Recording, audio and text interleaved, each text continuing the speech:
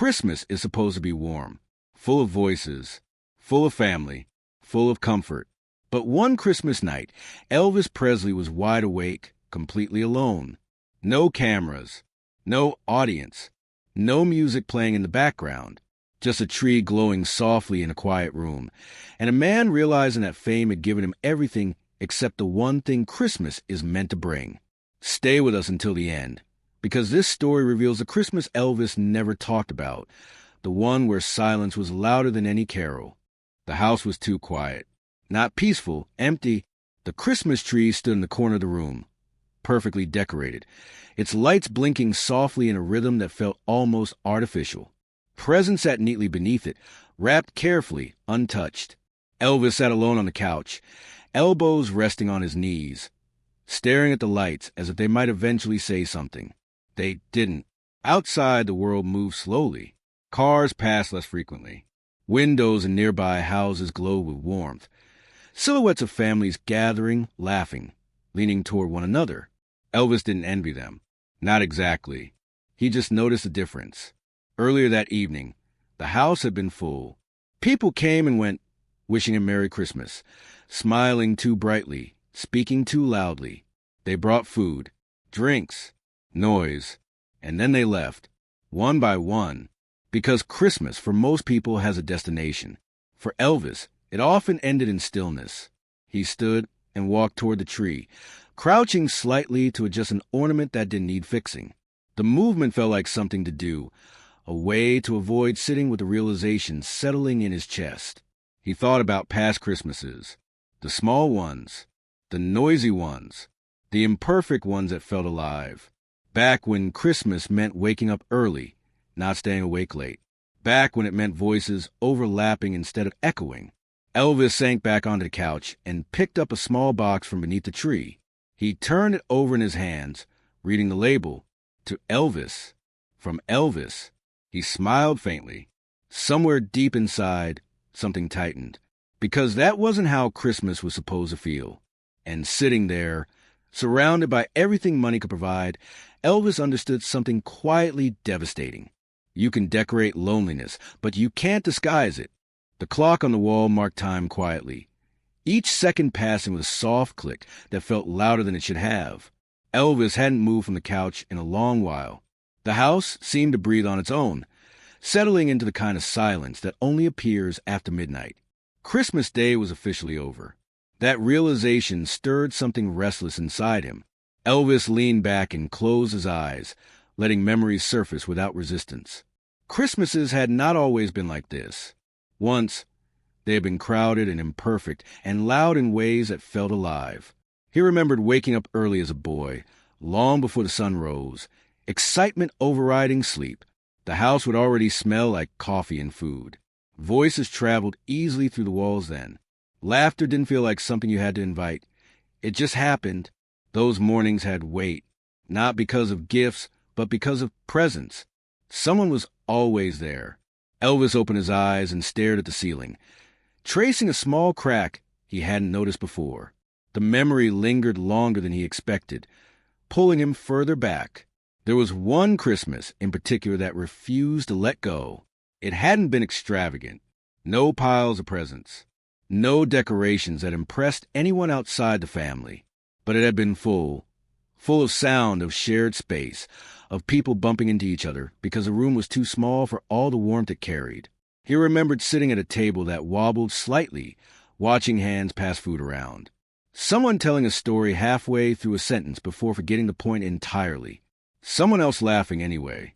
Elvis hadn't realized it then, but that Christmas had planted something deep inside him. A definition, not of happiness, but of belonging. The clock clicked again, pulling him back into the present. Now, his Christmases were immaculate, carefully planned, surrounded by people who came because it was expected, not because they needed to be there. Elvis shifted forward and rubbed his face slowly, palms dragging downward as if trying to wake himself from a dream he hadn't chosen. He thought about how often people assumed loneliness was dramatic, obvious, something that arrived with tears or breakdowns. This wasn't that. This was quieter. Loneliness dressed up as comfort, as control, as a life where everything was handled, except the feeling that something essential was missing. Elvis stood and walked toward the window, pulling the curtain back slightly. Outside, snow rested on the ground in soft layers, reflecting the glow of streetlights. Somewhere in the distance, he could hear faint music, a radio, a car passing, a reminder that the night wasn't empty for everyone. He wondered how many Christmases he had traded without realizing it, how many moments he'd postponed, assuming there would be another year, another chance to sit at a table that wasn't perfectly arranged. The tree lights blinked behind him, steady and patient. Elvis turned back toward it and felt an unexpected wave of emotion rise. Not sharp enough to hurt, but deep enough to stay. This wasn't regret.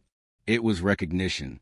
Recognition that somewhere along the way, Christmas had stopped being a day he entered and became a day he endured. He sat back down slowly, the weight of the realization settling in his chest. For the first time that night, Elvis admitted something to himself without trying to soften it. He missed being needed, not as Elvis Presley, not as an icon, but as someone whose presence mattered simply because he was there. The house didn't respond. It didn't need to, because the truth had already landed, and it wasn't going anywhere. Sometime after midnight, the house felt different, not quieter, heavier. Elvis noticed it when he stood up again, this time without a reason. His body moved before his mind caught up, carrying him slowly across the room. The Christmas light still blinked, unchanged, but the feeling inside his chest had shifted from observation to unease. Christmas was over. That thought stayed with him. For most people, the end of Christmas meant relief. Dishes done, guests gone, noise replaced by rest. For Elvis, it meant something else entirely. It meant the moment when pretending the day had been full stopped working. He wandered into the kitchen, barefoot on the cold floor, opening the refrigerator without hunger. He stared inside as if something might reveal itself if he looked long enough. It didn't. Elvis closed the door and leaned back against it, exhaling slowly. This was the part of the night no one saw. The hours after obligation, after tradition, after performance, when there was nothing left to distract him from the simple truth that he was awake because sleep required peace, and peace wasn't present. He walked toward the hallway where a phone sat on a small table, untouched for hours. He stopped a few steps away. The phone had been ringing less lately. Not because people didn't want him, but because Christmas came with assumptions. That he was busy, surrounded, occupied. Elvis stared at it, his reflection faintly visible on its surface. He hadn't planned to call anyone, but standing there, he realized something quietly unsettling. If he didn't make the call, no one else would. The thought wasn't dramatic. It didn't sting. It simply existed. He picked up the receiver and hesitated, fingers resting on the dial. The house held its breath with him. Who do you call after midnight on Christmas? Not to say something important, but because you don't want to be alone with your thoughts. Elvis dialed a number he hadn't called in a long time. It rang. Once. Twice. He almost hung up. Then someone answered. Hello. The voice was surprised. Sleepy. Real. Elvis swallowed. Hey, it's me. A pause followed. Short but full. Well, I'll be... The voice said, didn't expect to hear from you tonight. Yeah, Elvis replied quietly. I didn't either.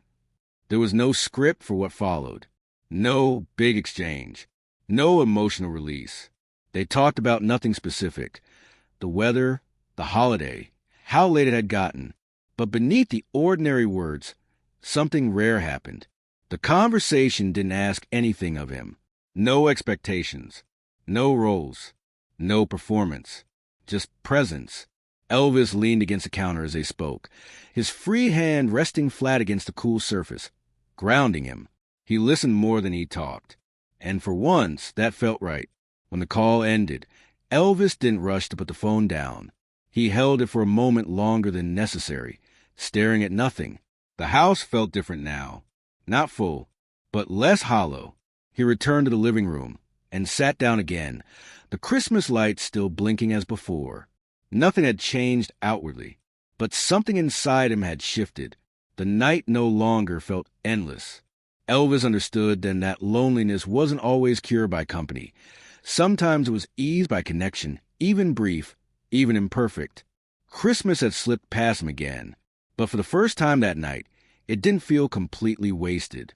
He leaned back, closed his eyes, and let the quiet settle around him, not as absence, but as space. And space, he realized, could still hold something meaningful, even after midnight. Morning arrived without ceremony, no bells, no laughter drifting through the house. Just light, thin and pale, slipping through the curtains as if unsure it was welcome. Elvis woke on the couch, his neck stiff, the blanket pulled halfway over him sometime during the night. For a moment, he didn't know where he was. That disorientation lasted only seconds, but was enough to remind him how unfamiliar waking up like this had become. Christmas was over. Not in theory. In fact, he sat up slowly, rubbing his eyes, and looked toward the tree. The lights were still on, blinking faithfully, as if they hadn't gotten the message. Ornaments reflected the morning light in muted colors, no longer magical, just decorative. Elvis stood and stretched, feeling the dull ache of a body that hadn't rested properly. He walked to the window and pulled the curtain aside. Outside, the world had already moved on. Cars passed. Someone shoveled snow. A delivery truck stopped briefly before continuing down the street. Christmas existed only in traces now. Discarded wrapping paper, fading decorations, the afterimage of a day people were already filing away as memory. He turned back toward the room. The house felt different in daylight. Less heavy, more honest. What felt like silence the night before now revealed itself as emptiness, not cruel, not dramatic, just there. And Elvis realized something subtle but important. The emptiness hadn't been created overnight. It had been accumulating, year by year, choice by choice, absence by absence. He moved through the house slowly, noticing details he usually overlooked. A chair no one had sat in, a table set larger than it needed to be, rooms designed for gathering, standing quietly and used. Elvis poured himself a cup of coffee and sat down alone at the table. He thought about the call he'd made after midnight, how ordinary it had been, and how much it had mattered. It hadn't filled the house with noise or warmth. It hadn't fixed anything, but it had reminded him of something he'd been forgetting. Connection didn't need ceremony. It needed intention. Elvis stared into the coffee, watching the steam rise and disappear. He realized how often he'd assumed moments like Christmas would somehow take care of themselves, that people would always be there, that traditions would hold without effort. They didn't. They required presence. Not just attendance, but participation. The thought didn't come with regret. It came with clarity. He finished his coffee and stood, walking back into the living room. Slowly, deliberately, Elvis reached the plug behind the tree and turned the lights off. The room dimmed instantly. It felt right. Not sad. Complete. Christmas had ended. And for the first time, Elvis didn't feel the need to pretend otherwise. He picked up a coat from the back of a chair and headed toward the door, pausing briefly as his hand rested on the knob. There was no plan waiting for him outside. No schedule demanding his attention. Just a day. That felt unusual and valuable. As he stepped out into the cold morning air, Elvis realized that the Christmas he'd just lived through hadn't been empty after all. It had been instructive. It had shown him where he was. And quietly, where he didn't want to keep waking up, the door closed behind him. Inside, the house waited. But Elvis didn't feel like it was holding him anymore. The cold air cleared his head faster than sleep ever could. Elvis walked slowly, hands buried deep in his coat pockets, breath visible with every step. The neighborhood was quiet in that specific way only the morning after Christmas could be, not empty, but recovering. Wrapping paper peeked from trash bins. A forgotten ornament lay in the snow near a driveway, proof that something warm had passed through recently. He liked that. It felt honest. As he walked, Elvis became aware how rare it was for him to move through a place without purpose. No destination, no expectation, just motion, just time unfolding without demanding anything from him. That, more than the silence, felt unfamiliar. He thought about how often his life had been defined by arrival, at airports, at hotels, at stages, at moments people were already waiting for. Even holidays came with a sense of performance. Be present, be generous, be grateful, smile when expected. This Christmas had stripped all of that away. What remained was quieter, less flattering, more useful. Elvis slowed near a small park, its benches dusted with snow, empty except for a man walking a dog in the distance. He stopped there, resting his hands on the cold metal of a railing, and let himself feel the weight of the night he'd just lived through. The loneliness hadn't disappeared, but it had changed shape. It no longer felt like something happening to him. It felt like something he'd been carrying, unnoticed, unmanaged, for a long time. That realization stayed with him as he walked back toward the house. Inside, the silence greeted him again, but it felt less sharp now, more neutral, like a room waiting to be used instead of endured.